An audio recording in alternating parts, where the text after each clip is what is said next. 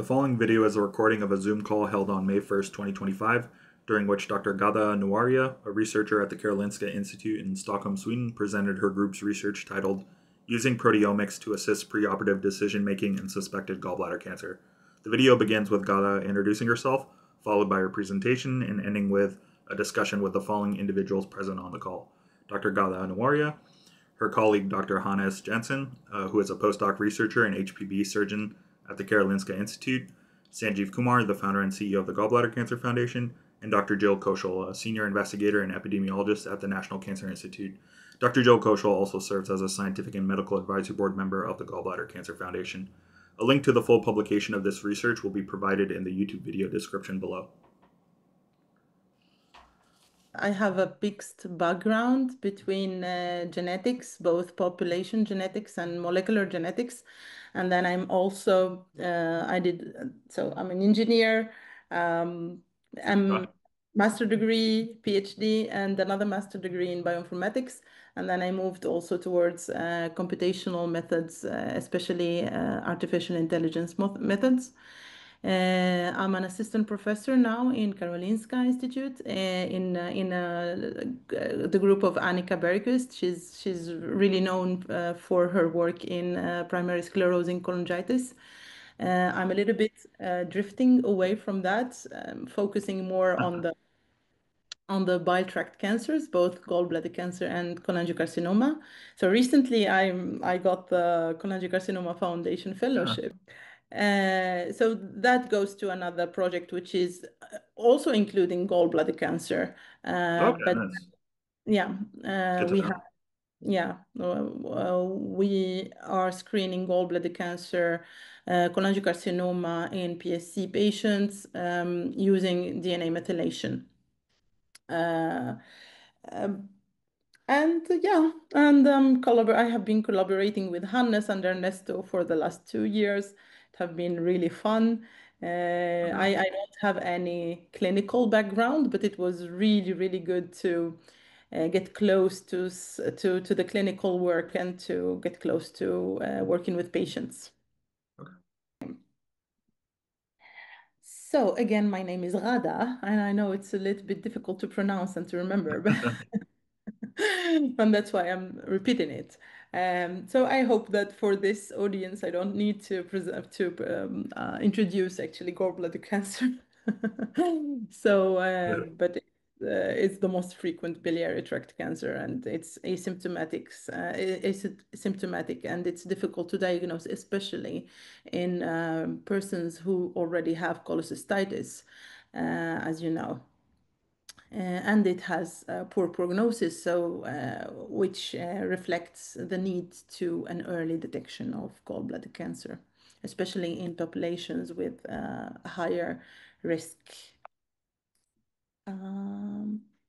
Yeah, and to illustrate that, we have here radiology imaging showing one person with cholecystitis and one person with gallbladder cancer, and how it is a little bit difficult. Actually, I don't understand anything about that. So Hannes, you can explain that, but I just they just told me that it's difficult to to see if it's cancer or not when in the presence of cholecystitis. I think that the gallbladder is here, right? No? Yeah, good. Okay. So yes, in Karolinska, under the suspicion of gallbladder cancer, or in Sweden maybe, and Hannes, please stop me and correct me whenever you need. That's why you are here. So in Sweden, at the suspicion of gallbladder cancer, there is a cholecystectomy, removing the gallbladder, because they don't want to risk under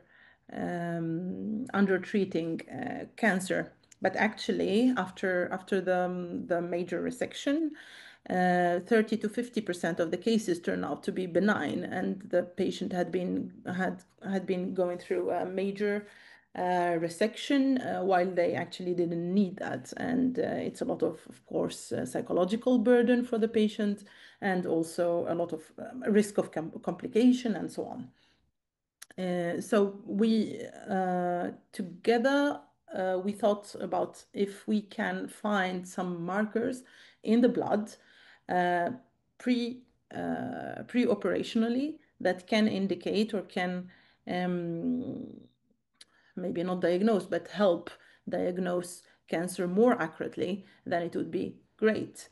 And in Karolinska, there is an automatic biobanking of blood samples of patients who undergo surgery for the gallbladder cancer removal. So we had from, it's not mentioned here, but I think it's from 2009 to 2020. We had patients, and we selected patients that are closer to what we wanted to distinguish, which is cholecystitis and gallbladder cancer. We ended up with 82 patients. 38 of them had cholecystitis, chronic cholecystitis. And actually, after histological examination, they turned out to be benign, even though they went through the surgery. And 44 gallbladder cancer patients who went through the surgery, and it was confirmed that they had cancer. But we had the blood from before the surgery. So from the blood samples, we did a screening of 7,700 proteins using the SomaScan. That's actually in the US, in California, if I'm not wrong. And we wanted to find few of these proteins that can be used to diagnose cancer more accurately. We used both usual univariate statistical analysis, but also machine learning based regularization method to find 650 proteins that are definitely correlated to the diagnosis, but also we were able to reduce this number down to 13 proteins that can be used as biomarkers to detect, and I will present that more later. And we did then some enrichment analysis, of course, to understand what kind of proteins are these. So our cohort was kind of balanced in terms of BMI here. So here you have the cancer group, and here you have the control group, and you can look at the balance in sex, in age category, and in BMI. We tried to select patients to have similar demographic characteristics, as you can see here, and more details, of course, are available in our publication. And we also had collected clinical data of their survival up to 12 years. That is mistake here, up to 12 years and not 2 years. And also all the pathogenic parameters like resection type and tumor extension, number of nodes, and so on. What I like to talk about is the data analysis because of my background, of course.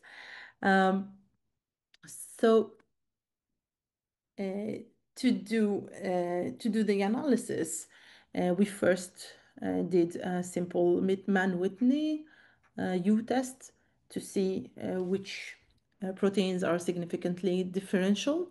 We found 278.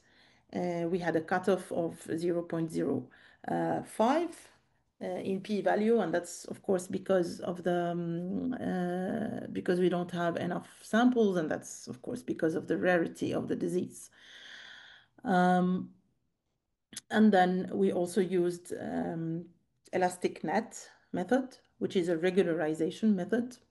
It's a machine learning. Do you want me to explain more about that? Yes, you're muted, but Yeah, sorry. I just realized that. Yeah, actually, I'm kind of interested, and I haven't seen machine learning applied into a study yet, so I'm curious what that's actually like. yeah. So the good thing about the regularization methods is that it's a simple linear regression. It's as simple as that. The only thing is that it's applied in the machine learning way, meaning that first we have a cross validation, so we have a testing, training, and testing. And the training is optimized and testing is optimized to the prediction of the output. So instead of like just doing a statistical model, we are iteratively testing it to predict the outcome, which is either gallbladder cancer or benign. And iteratively, the computer is like adjusting the linear regression equation until it optimizes it to the best.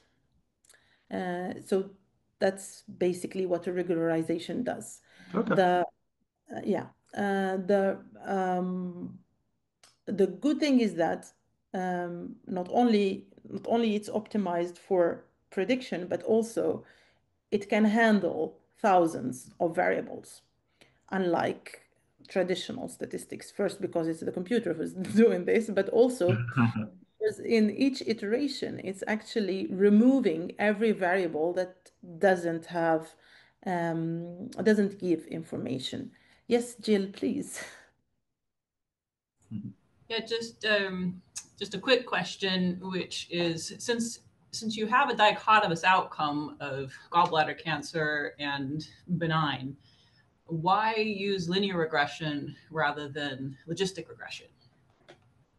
Yeah, I mean it's an option as well. Logistic regression would be also actually. So we are just showing the best results, but we have tried almost everything. We have tried logistic regression. We have tried random forest. We have tried so many other methods. They gave quite good results, but this, first of all, was the best result, but also it was the simplest Mm. to explain to other people. So they are it's simple, it's linear regression. It cannot be simpler than that. So that's why we are choosing to show that, but we actually have done a lot more. Thank you for the question. It was very pertinent. Absolutely. And then, yeah, I was saying that during the regularization, every variable that is not informative is removed from the next iteration. And that's why lasso and elastic net, these are actually kind of the same methods, but one of them is stricter than the other. So elastic net will give you any informative variable.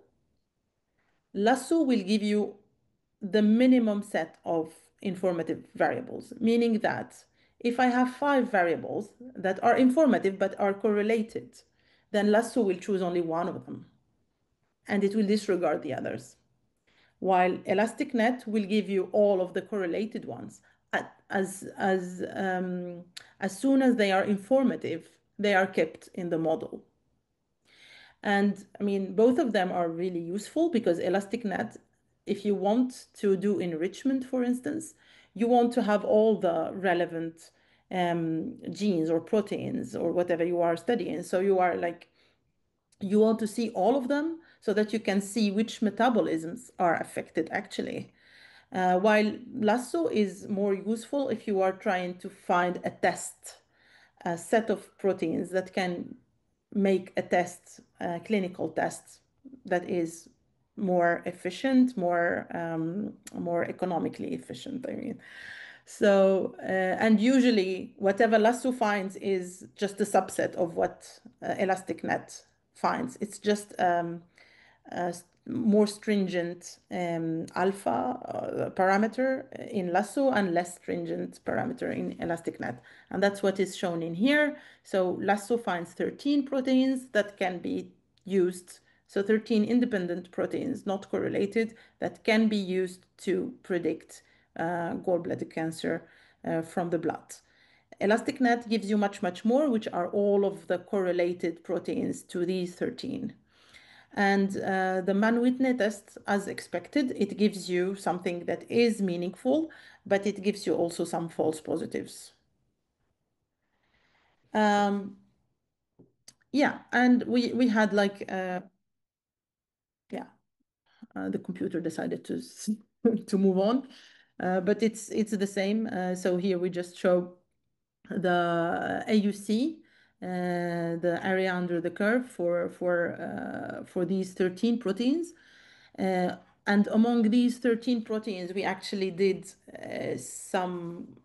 we tried different combinations of smaller sets from those 13 proteins. So only 8 from these 13 could give an AUC of like 94 instead of like 99 with 13. So if we want to go even lower in number of proteins, we wouldn't lose much specificity and sensitivity. But of course, these results weren't described as such in the paper. You can imagine why, because we don't have a validation cohort, and that's very difficult to have. So we have been, it had been a lot of back and forth with the reviewers about like the need for validation cohort, and we told them that that will take much more time to do, more than it can be another paper. I mean, it's not, and we need to collaborate with other countries maybe who already have such samples and so on.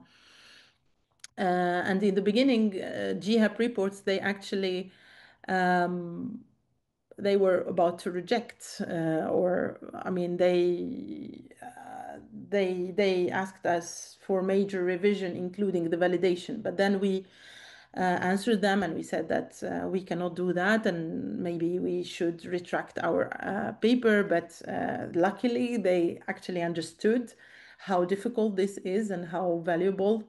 So they just asked us to rewrite the paper in a way that is just a description of the proteins that we found in the blood, and not as a test, not brand this as a test for the detection of gallbladder cancer. But maybe we will be able to find collaborators and validate our results so that we can even have, so that the community can benefit from this further. Yeah. So here I show how the 13 proteins can actually discriminate between the two groups of patients. Like you can see, it's a total separation. I don't remember which one is the benign and which one, yeah, the bigger one is the gallbladder cancer then. And using k-mean clustering, we could see that using those proteins could separate totally the benign from the gallbladder cancer. And you can see the pattern of expression of these proteins in the two groups. Again with PCA.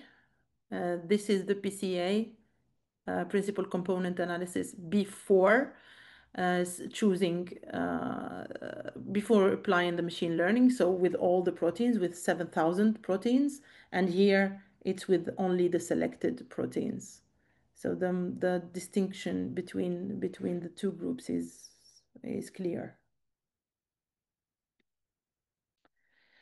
And here are the patterns of the proteins, and here is the correlation between those proteins. And as I explained before, since Lasso doesn't choose, by definition, it doesn't choose proteins that are correlated, we don't have much correlation between these proteins, meaning that we are measuring distinct information. We are measuring distinct proteins that are not correlated, and each of these proteins is giving distinct information to the model.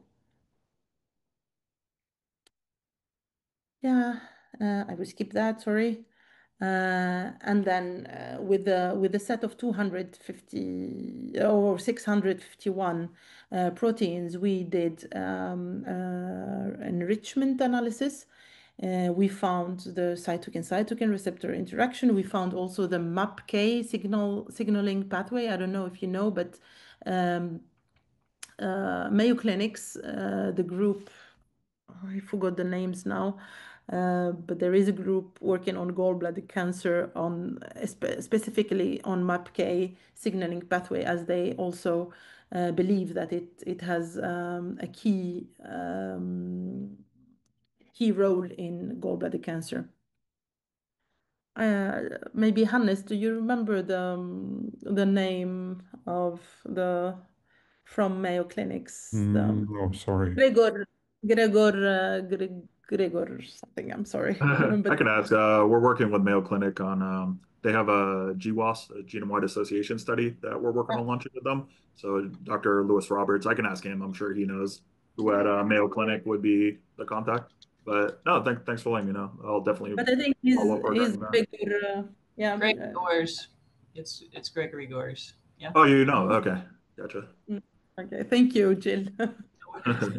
I'm bad with names. I'm sorry. I completely understand that.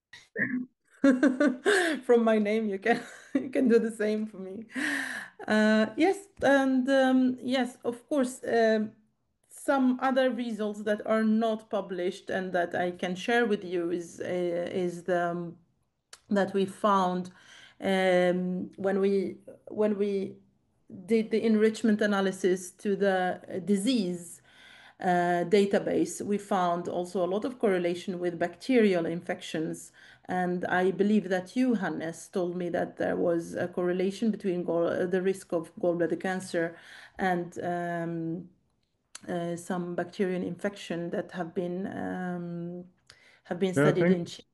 Yeah, I think that's maybe one of the important discussion points, that this is a Swedish cohort, so it's a Western European population, and of course, as many of you know, risk factors for gallbladder cancer differ in the world, and in many parts of the world with higher incidence, chronic biliary tract infections like salmonella, for example, or parasite infections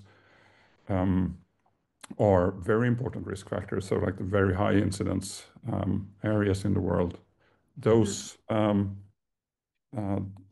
aspects may be even more important. So that in the validation phase, I think that will be like a key thing. Do these results translate to other populations where the incidence may be higher? Yeah. Yeah, I think we can discuss now because that was it. Then I would like to. So this is Ernesto, the head of the surgery unit division in our unit, and this is Hannes, who accepted to be here today because I needed help. Because if someone asked about the surgery part, I have Not no. at all. Oh. Annika Blake, who is working on PSC for so long, and she helped me a lot because you know that gallbladder cancer and cholangiocarcinoma are not easy to work with. So if it wasn't with her long-term collection of PSC patients samples, I wouldn't be able to do anything. And this is Martin Cornier, who is an immunologist and who helped a lot in the design and in a lot of many parts of this study. Yeah, thanks for sharing. That was great. So I guess now we could just do Q&A, or I guess talk about. I guess one of my main questions were is kind of like that next step, right? The validation phase. So would it be looking into more like international collaborations with like Chile and India for like larger patient populations, or I don't know, in the US, like Jill, what is it? New Mexico has higher patient populations over here. But That's actually one goal for us. To be honest, the contacts that we have are European. yeah. So we have we have discussed with people from Estonia, Denmark, Norway. Um, so these are the people who actually have samples and are willing to collaborate. Then I'm actually traveling to London next week to the AMMF. It's Oh, okay. yeah. The Cholangio Foundation, right? Exactly. And the objective is only to get in contact with people actually. Yeah, we could Because put you in contact with so they weren't able to make it to this, but Bruno Nervi in Chile, who Joe closely works with as well, and then Vikas Ostwal from the Tata Memorial Center in India, in Mumbai. They see a huge number of gallbladder cancer patients. So for those two countries, like we could put you in contact with them and that's be good. able to Yeah. collaborate. Yeah, and I was going to follow up just to say that working with a group in Chile, we probably have some samples that we could contribute to a validation. We kind of need to see, for sure, I can tell you the gallbladder cancer cases where we had a suspicion of cancer. And in the cohort, it's a little challenging because we don't necessarily have that information for the regular cohort members who didn't end up having cancer. So we have to think about how to get that. We also have a case control component. And for that, we have, I think, maybe 20 or 30 gallbladder cancers who came about really through clinical suspicion, so not just through your regular cholecystectomy that led to the identification of gallbladder cancer, but there was some suspicion ahead of time. And we do actually have a number of sort of positive controls who are people who, well, maybe this would work, maybe it wouldn't. People who went to cholecystectomy, and then when the pathologist reviewed them, they were concerned about something, so they asked for a complete sampling of the gallbladder. So the pathologist reviewed the whole gallbladder. And then in the end, they did not have gallbladder cancer. So I don't know if that would be a good comparison or not, because it's not quite the same as having a true clinical suspicion ahead of surgery, but we could think about it and whether or not that might be sufficient for doing some kind of validation in that way. Yeah, we are talking about we just to make sure that we are talking about peripheral blood samples. Yes, so we do have serum and plasma collected for the case control surgery. Mostly it would have been after, for the case control study, mostly would have been collected after surgery, or they may not have had surgery. So kind of depends. For the clinical cases, mostly they wouldn't have had surgery. From the cohort, if this is something you really want to dig into, we do actually have baseline samples that were collected anywhere from a year to 8 years prior to the diagnosis of cancer. So it could be really interesting to kind of look backwards in time at the trajectory of some of these markers.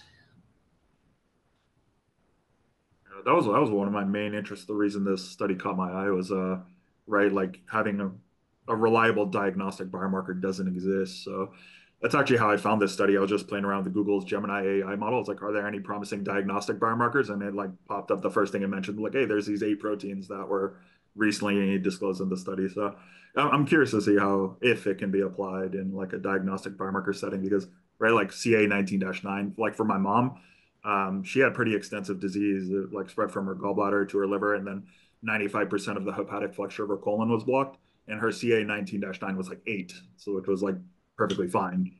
So it wasn't a reliable marker for her, and we never even bothered monitoring it. But And it's yeah, specific.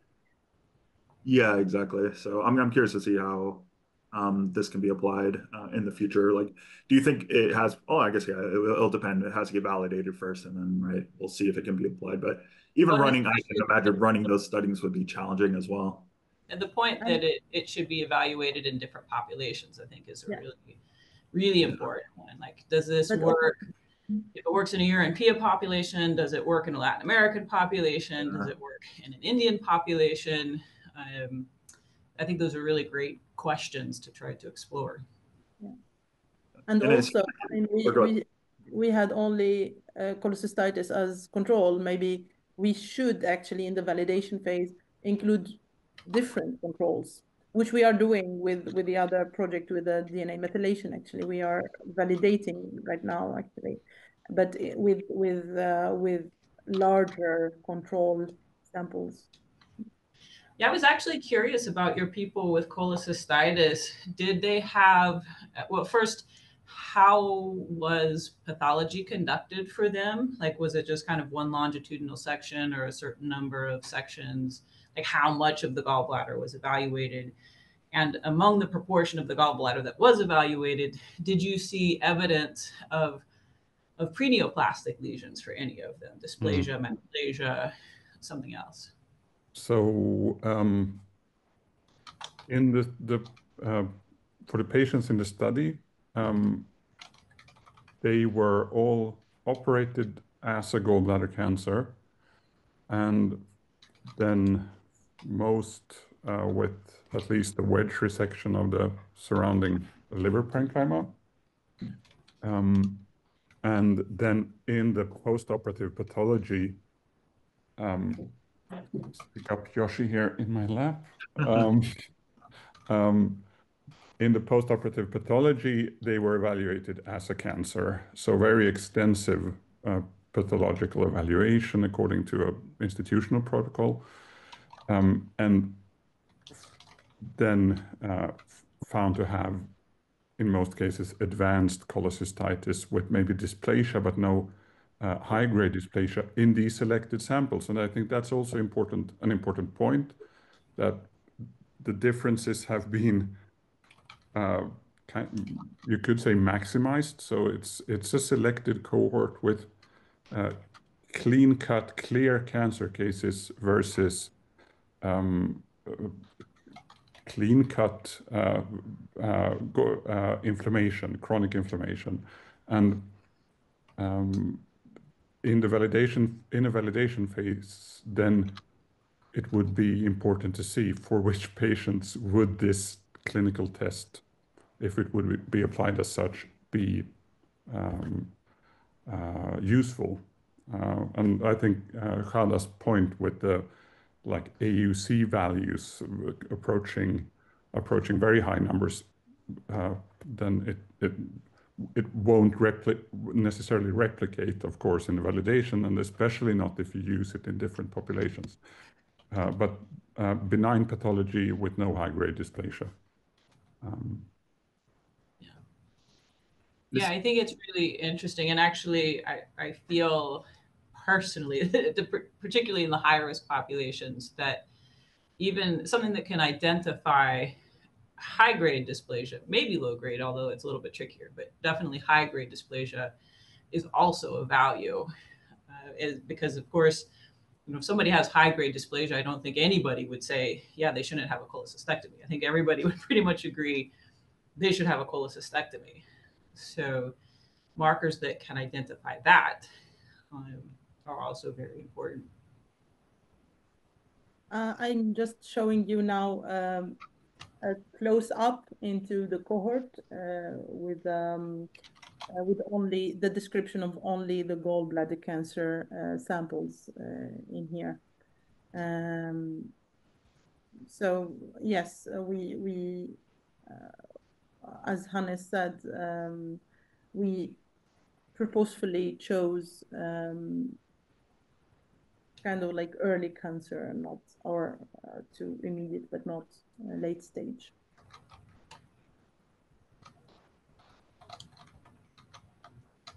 That's great.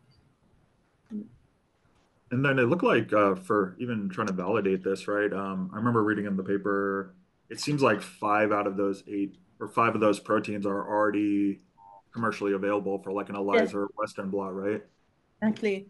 So if we, I mean, the analysis that we first did was crazily expensive. You can imagine 7,600 proteins with the SomaScan. But the 13 that we found, or the 8 that we found, most of them already have commercially available kits. So whoever wants to validate, or if we want to validate, it's only about actually having the samples. It's so easy to do that in an automatic way. Oh, that's great. Great to hear. So just kind of a question out of curiosity. I wondered what your thoughts were on SomaScan versus Olink, especially because Olink was developed by Karolinska, right? So yeah, we have tried both, so we know okay. not on the same samples, but we are like I have analyzed both. SomaScan at that time, now they have the 11,000, but at that time when we did this, the 7,000 was the best, the largest, um, the largest array that was available. So that's why we chose SomaScan. While in Olink at that time, it was 3,000 or 5,000, the largest one. So that's why we opted for SomaScan. I have another project where I use Olink actually. And now we want to use the 11,000 of the new array of 11,000 from SomaScan in yet another project. But it's interesting that now we can do crazy things with proteins, right? I come from the era where we were like doing gels to find one protein. Right. Have you noticed since you've worked with both SomaScan and sorry, not to get too much into the weeds, but curious from my own interest. Have you noticed differences between the platforms in terms of like the proportion of markers that are detectable or how well the markers seem to perform in terms of CBs, ICCs? I would say that they both have high quality. So when I had the results from SomaScan, I asked for the raw data, so the machine data, because since I'm a bioinformatician, and I did extensive kind of data exploration and data control. Also because like I wanted to see, this is the first time I try this technology and maybe it's not that, but actually it was quite convincing. It was clear that they have a good technology, very sensitive. Like yeah, you can see from the curves of and the control of the proteins that it is working well. Great, thank you. Yeah.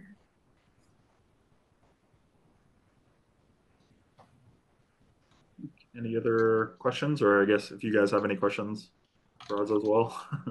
It's actually good to connect with someone completely from another place because we tend to, I mean, we go to conferences to try to connect and network with people, but it's always like automatic that you don't stump on people from the other half of the world. So thank you so much for connecting with us and contacting us. And I'm looking forward really to keep this going on. So whenever we have more projects concerning gallbladder cancer, we can collaborate. Yeah, for sure. Thank you for taking the time to meet and share your data. I found it very interesting, and I'm sure a lot of other people will as well. So, like I said, I'll edit this in the future. I'll try to do webinars. So like I said, we're in the very early stages of our foundation. So this will probably be like the first video on our YouTube channel. So it's hopefully through our social media stuff we can promote it. And I know in our network, like I was just at AHPBA, so a lot of the HPB surgeons I'm sure would be interested in this type of data. So I'm sure we'll get shared in the network pretty well. So yeah, excited to see follow-on work. Got one more epi question. Oh yeah, go ahead. Yeah. Which is just thinking a bit. So I think you focused a little bit on prognosis, although of course distinguishing between chronic cholecystitis and gallbladder cancer is important for identifying potentially a predictive marker. Do you think that these proteins could potentially be used to understand etiology as well? Like, can you, based on what you see, Is there a signature of potential risk factors that may have contributed to specific cancers? Yeah, So there are two different parts of the question. So if we are talking about risk factor and so on, then maybe we have to follow the patients for longer, and that's why I'm using primary sclerosing cholangitis patients as models, so that we have the opportunity to kind of like follow a little bit early. The problem is always that it's rare incidents and so on, but at least with the follow-up, we can see the consistency of such a biomarker. The second answer, or the second part, is about the etiology. That's exactly why we did the elastic net, choosing 650 proteins, trying to see if they can pinpoint to some metabolisms that can be linked. And we can see that some of them are general responses to inflammation and so on, but there are things that are a little bit more specific, like the MAPK. I think, I mean, the paper was meant like that. It's a contribution because we don't know much about the disease, so it's a contribution. And if you read this again and again in so many papers, then it can point to someone to really investigate this as a reason or as a mechanism of the disease. So that's the hope. Mm-hmm. Great, thank you. Yeah, thank you for coming. Thank you for the interest. Yeah, of course.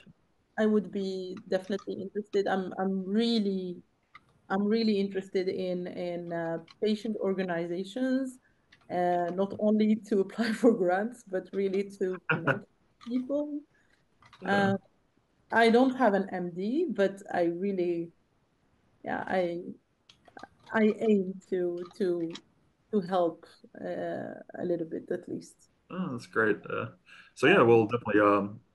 I'd be great to hear. Like, I'm really curious about even the CCF grant.